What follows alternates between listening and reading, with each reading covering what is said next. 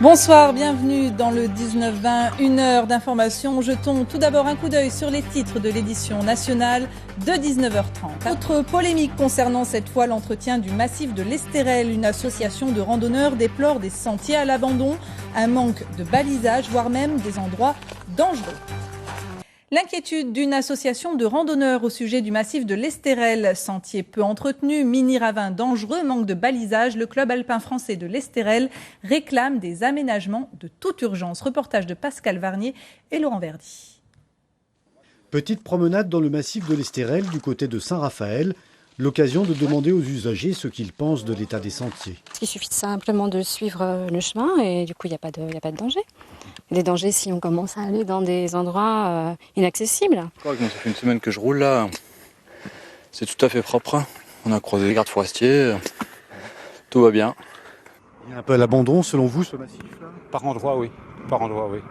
On voit même que les grands sentiers, les grands chemins, les pistes ne sont pas entretenus correctement.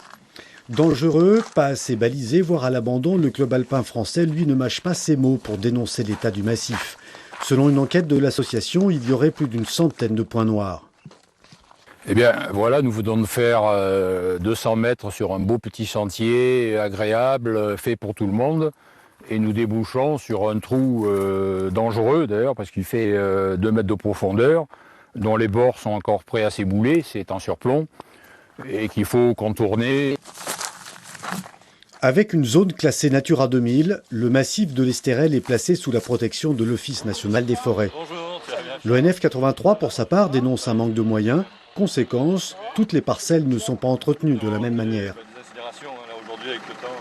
On est dans un espace naturel qui est contraint à des précipitations des fois très localisées, mais très violentes. Et inévitablement, les sentiers peuvent se dégrader. Alors, pour y remédier, nous disposons de moyens, mais qui s'avèrent insuffisants par rapport à l'ensemble du massif et au réseau de sentiers. Un espoir à l'horizon. Dès la rentrée, le club alpin, l'ONF et les élus locaux devraient se réunir pour tenter de trouver des solutions.